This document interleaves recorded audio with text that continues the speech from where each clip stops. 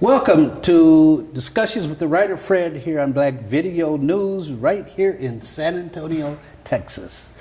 Today we're going to have a very interesting, provocative discussion. I'm going to have it with two beautiful ladies, two beautiful sisters, and so I'm going to make sure I stay okay with you all. Okay. Yeah, I think we'll be all right. Yeah. Okay. Our topic is going to be, why should black women receive exceptional treatment within the African American community? And we picked this topic because this is Women's History Month, and oftentimes we know our beautiful sisters don't get the credit they deserve in this country. So we're going to discuss that and see if we can change that today in a half hour. Okay. Right. And here with me today I have Asantewaa. Yes. She owns ARW Collection, Ancestral Regal Wraps. That's correct. That's correct. And she is a mother of three beautiful children and the wife of a very, very dedicated good man. That's true. Which I think at this point is becoming something, a rare specimen in the black community. But that could be, I know. We can talk about that. When we talk about that. That could be another discussion sometime. And we also have Andrea, Vocab, Sanderson. Hello. A singer, a rapper, good rap. Yes. A rapper, poet, and performance artist. And as a matter of fact, she has a show coming up real soon. Yeah. I believe at the Carver. Little Theater or the Big Theater? The Little Theater. Little Theater? Yeah, it's a part of their intimate series. It'll be on 3/24, so March 24th, the Bad Mama Jamma mixtape. And it's all going to be about women and empowerment for us. So, yeah, I'm ready to talk about it. Let's talk about it. Okay. Sounds good. So let's get right to our question here and get you all's feedback on this. Okay. So I'm going to start with Andrea. Sure. Why should black women receive exceptional treatment? Well, we've made a great deal of sacrifice to get where we are. And when we feel empowered, we empower everyone around us. Okay. And what way? Well, raising and uplifting and nurturing, coming alongside. I see selfless acts committed by black women on a daily basis, coming alongside people and whatever they can do to help. I feel like we're always humbling ourselves, and we're always looking for places to submit. And it's time that we be put in positions where we are uplifted so that, because, I mean, when we wear crowns, we get stuff done. You get what? We get stuff done, just point blank and period. I feel like if you task a sister to get a job done, we get it done. Okay, all right. And so if we're put in a platform and put in a situation where we have everything that we need and we have the things accessible to us, and so I'm like, I was talking a minute ago, I was like, just an even playing field would be great. But if we're put in a place where we're given exceptional treatment, then I don't think that there's a limit to what we can perform and what we can do. So you don't think that we're working on an even plane? Absolutely not. And I think there's some history that might back that up also. Asante? Yes. Your turn. Take a shot at it. Goodness, okay. Sorry, I hope I'm taking Yes, my sister here said everything. I mean, to piggyback off of her and maybe to add a little extra, I know throughout history, just us as black women, period, have been trying to stake our claim or say that we're as good, as everyone else. And I think that taking a back seat for so long, we've become more comfortable with that, I believe. And some may not, or some may be just satisfied with where they're at and, not wanting for better, thinking that there can't be. Mm-hmm. But I believe, unity would be the key to begin and to start to be able to shine. I think we need to do it together. It shouldn't be a separate thing or more, personal, because we've all been going through the exact same things together in different ways. I remember when I was teaching civil rights class at University of Texas, San Antonio, and it's just when this guy Nelly came out with this, I guess, video where he's singing and he shows a black, 3 or 4 black women, they're behinds, Oh, the tip drill song? and he takes a credit card. Yeah, tip drill. Oh goodness. Okay. He takes a credit card, slides it down. Wow. Okay. And so the next day when a class gets together, I say to the sisters, every one of you should boycott this guy Right. and not buy any of his records. The sisters raise their hand and says, well, we like him. And it became very clear to me that black women have almost, and I think you alluded to this, accepted that role. Right. And if you look at history, the person, the female or woman that's always been looked upon as the loose woman, The sexual. the sexual being. In fact, there was a case in Alabama in 1902 where these 5 white guys raped this black woman. And they went to court, and the judge says, well, it couldn't be rape because we know every black woman's like that and they want a white man. And that was the mentality that existed. And I think to a certain degree, it still exists. I just like to point out, look at the, why the predator is the black man against some of these sisters who are vulnerable. Because they don't view themselves as being beautiful. They don't view themselves as being strong. They don't view themselves as being intelligent. So that leaves only one thing they have, to be sexual objects. And I think a lot of men out there will take advantage of that. And when you have, what is it, like 75% of our children born out of, not necessarily, I'm not saying necessarily wedlock is a great thing because the divorce rate is so high. Right. A stable relationship. Yeah, or- there's no stable relationship there. And so that has created a problem. And what made me say this because I picked up something in your comment that alluded to that. And so the black woman almost has to make herself exceptional. And how do you do that? If I guess I'll start. Yes. You're correct. We have been sexualized and seen, and if you want to say uplifted, but not really uplifted as that loose, like you said, person. And I think we have fallen into that as far as using it, trying, to their advantage, if you want to say, if there's an advantage, but in the long run, it's, hurting yourself and your culture. We've been having to, I guess, find whichever avenue that we would be accepted in. And I think the only way to come out of that is to realize who you are. You have to go within, I believe. You have to know within yourself that being that and put on that type of pedestal it's not right. And to see where it started from. I believe, our men, some of them maybe in that, predatory position. However, I believe it was a learned thing through generation and passed down through generation to generation. And not to excuse it, but I don't believe that it's something, that's not all our men. And I believe that they also need to be, shown something different from the ones that are out there doing the right We're thing. going to come back to that men thing in part 2. Andrea, how do you deal with this issue in your rap and in your performance and in your poetry? I have sometimes I address certain things directly, and sometimes it's just soapboxes that I take outside of my performance when I'm just speaking. With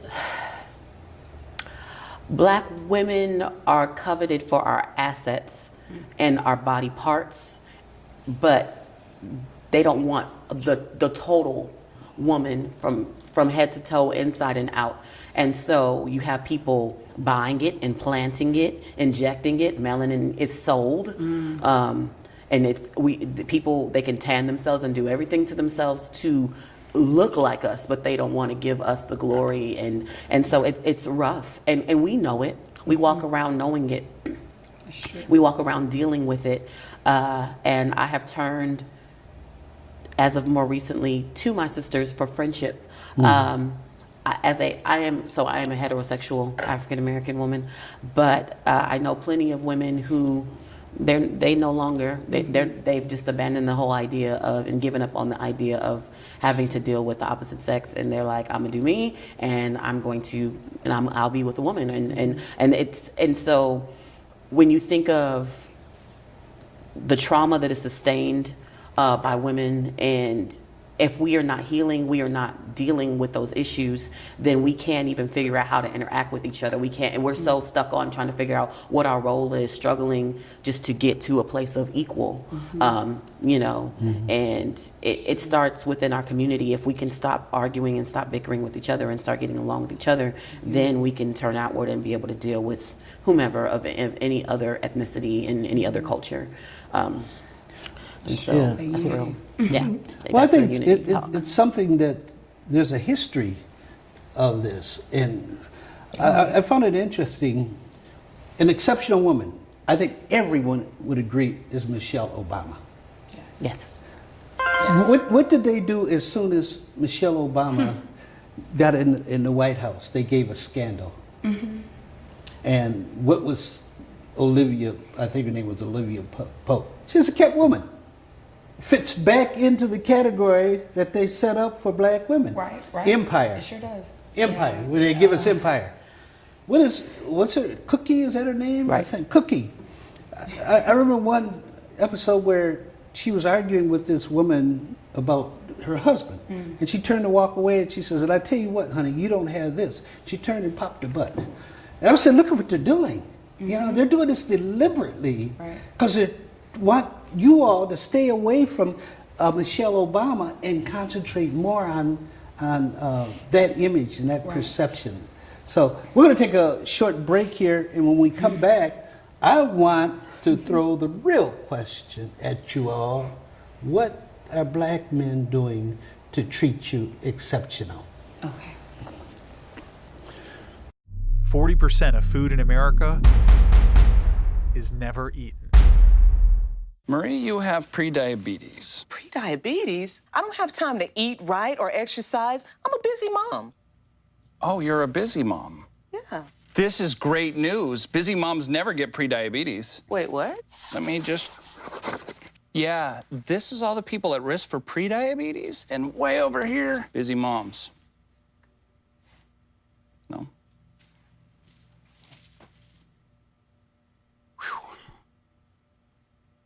Hey, you. Yeah, you. Getting that college education? What are you gonna do? Graduate and take some office job? Be like everybody else? Or will you dare do something different? Like, be a teacher. You could be my teacher. You got the skills. The smarts? Yes, you. You could be the teacher I never forget. That'd be cool. Does that corporate job even have recess? What are you gonna make of yourself? What are you gonna make of me? Nothing to do this week? Don't miss another event. Go to blacksinsanantonio.com for our event calendar. The home of the largest business directory in San Antonio with an African American focus. Sign up today for our weekly e-blast and text message alerts. Help us make this a better community. Connect, empower, grow.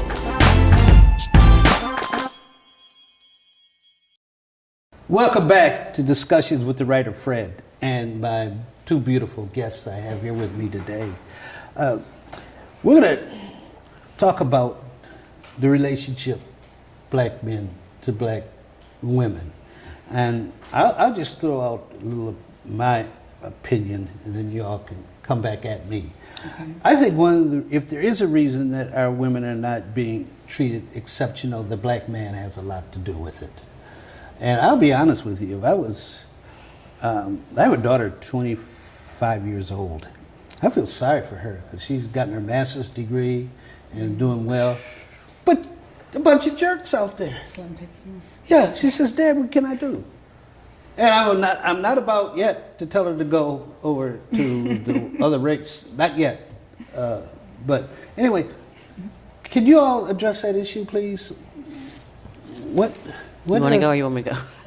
Okay, so what was the question? Okay, essentially, Have black men treated our women in an exceptional manner, or have they fell short? Okay, I believe that it's both sides. Yes, they have fallen short, but I like to highlight first, the positive. So I don't believe all black men have fallen short. I'll start with my father. My father was a great man, is a great man, has always taken care of his family. I could always go to my dad if I needed to. He is taking care of his family, been at home. My parents are still married. He's How many years? About how many years? 35. Okay. 35 Nice. years, yes. So I'm thankful for that because I was raised, in the military, and so traveling around, I saw a lot. That it was really rare to have a black, couple, married family together, or so I thought. And so I'm not, too sure what the statistics are on that, but I saw a good role model in a black man. And then I married, and the same thing. He's always been there, been an excellent father to his children. Military man? No, well, not raised in the military, but he did get in the military. We married in high school, so right after high school, he went into the military. Is he still in the military? No, he's not. No, Okay. no. You married right out of high school? We were in high school. In high school? Yes, yeah. So we were. Wow. We were very that's young. Very that's young. fantastic. So yeah. it's going on 16 years. So Oh, congrats. okay. Yeah, thank you, thank you. But there, saying that too, it was still a struggle because we don't have those, not a lot of those role models out there as far as black men go to show the young, the kids and the boys to train them in the way that they should go and give them role models. They see the negative and more of, I believe. But I think we should, to get out of that, is to start to show more of the positive and uplift the positive. Those black men that are in the homes, taking care of their children, doing, even if they're not in the home, still taking care of their children, being a part of their lives, because not all relationships, end up staying together forever. So you have to be realistic on that. But I don't think that they've fallen short completely, but it has been. Yeah, I think there's an interesting point you make that you don't necessarily have to stay married to a person to be a good father. Right. Just as long as you stay in the child's life. Right. Sometimes a bad marriage can do more damage to the child than if the two separate and they can relate to each one of them under a different circumstance. Right. But the thing is, the father needs to, one, pay child support, Correct. and two, be in that child's life. Especially, well, I shouldn't say especially. Fathers are important to girls too. Oh yeah. Very Oh, much definitely. important. Big time. And play that role in keeping the girl from going in, like the first prior conversation that we had. Yeah. That plays a part too, I believe. Falling prey to the having predators. that father being there. Yeah, Uh-huh. yeah. In the Yes, life. yes, ma'am. Well, our identity is steeped in what's reinforced in the home. And if we don't have parents speaking into us and feeding us that identity, if it doesn't come from that place, then it is hard. We have to go out there and learn lessons the hard way when it comes to those things. And doesn't that happen too often? I feel think? that it does. I feel that there's not enough stability coming from the home, and then role models, and putting your children, people putting their black girls in programming and getting curriculum and being surrounded by people who will feed into them the education and the esteem and the beliefs in themselves. And you have to search that stuff out. You have to look for it, and it needs to be more accessible, I believe. And there are people doing it in this community, which I'm thankful that San Antonio has some good things. But we need to know. We need to be more in the know of those things. And unless you're plugged in, you may miss it. So. Well, I think you all are being nice, and I appreciate that. But if you look at Dr. John Hope Franklin, the great historian, said, if you have a problem, go to the source, to where the problem started. And we have a major problem. Let's face it, we have a major problem. Right. And so let's go back to the source. Okay. Where did it start? And I Slavery. What did we? I'm like, where did what start? I don't want to. The source. I don't want to go Well, you can if you want to do that. Go ahead. You want to call it slavery piggyback. is where it started? I believe so, because we were completely severed from the structure of what we had and our identity. We were completely disconnected, and My family was tore down. it was. And black men had to see black women raped, and they had to see them, put in positions where they were dehumanized.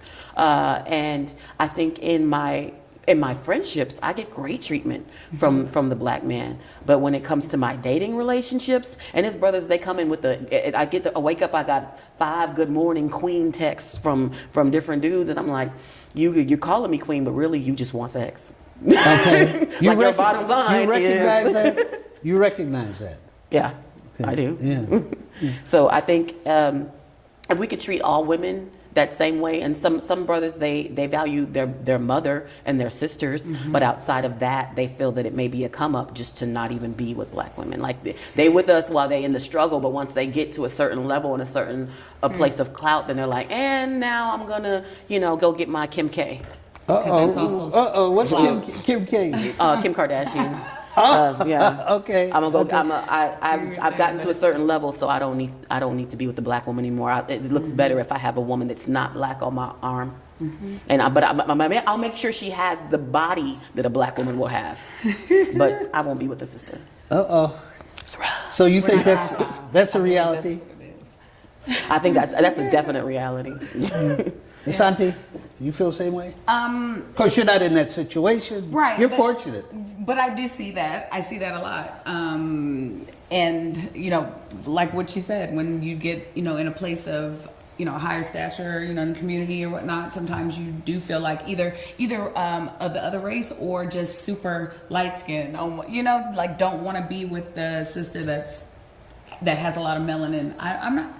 And I do know where it comes from, back to slavery, like you said. And it was basically, it wasn't supported, the family structure. And there were other things. There were sex slave farms, not just slave, but it was sex farms. And the men and women both were separated and put in these positions where that's what they did on a daily as people traveled and they wanted to stop by these farms. Those existed as well. Are you talking about the breeding farms? Of once the international slave trade stopped in 1808, they didn't need slaves from Africa anymore because they set up the breeding farms in North Carolina, South Carolina, and Virginia. And most of us, a lot of us could trace roots to those states. Because you can't. It's very difficult to go all the way back to Africa, but that's a different subject. Let's get back to these men. Well, they were trained, and I believe things are passed down through generations, and if things aren't, if that pattern isn't cut, or severed, something isn't shown differently, then it will continue and has continued, and they don't even realize that that's what they're doing. Well, do you think you mentioned the fact that would you call it Kim K? Kim K. Kim K? Yeah. That men go looking for their Kim K. Our sisters, I've always felt that sisters were more loyal to the race than men. Yeah. But Yeah. but I think that's changing probably because you're starting to see a lot more sisters who are dating, marrying, or having relationships with white men. I don't. Not in my circle, but I think I keep having conversations with black women who are like, I wish I was attracted to non-black men, but the simple matter of fact is I only want a brother. And so I'm trying to hold out hope that someone will come along and fulfill that place in my life. And personally, I will date men that are not black, and I don't have a problem with it because I feel like all men act the same. It doesn't matter. Do you really? That's your experience? I do. Those are the experiences I have. men, it doesn't matter what Man is a man is a ethnicity. man Yeah, is a man. yeah, it's just like women are women. I'm like, and that's what I wish more black men would understand. Like, you can go get a woman that's not black, and you might still be still dealing with the same things that you would dealing with a black woman. So you could still get someone who's controlling. You could still get someone who is possessive or argumentative or bitter in any ethnicity. It's not limited to African American women, and some of us are not that way. Some of us are very pleasant, like myself. Like you all. Yes. I believe we are strong, though. I think stronger, maybe women. Because when you were saying that, I was thinking kind of, the opposite. Maybe that's the reason why a lot of our men may go to another race, because we tend to be a little bit stronger than as far as whether it's verbal or what we will and won't stand for. But I guess it can be any woman, just depends on what they do. But I thought, and maybe I'm biased, but Well, I think it's that our women are looking out for our better interests than what other women might do. I don't want to get into. Well, I'll leave that alone. I'll just say, I think the black men look at black women as being hard or tough, but it's for a reason. we had to. Well, Still no, you do. want to make them into good men. All right. And I'm not so sure that they want to be made into good men. They feel comfortable being sexual animals, and not all men, obviously, but a lot of them being sexual animals because that's easier than having to study.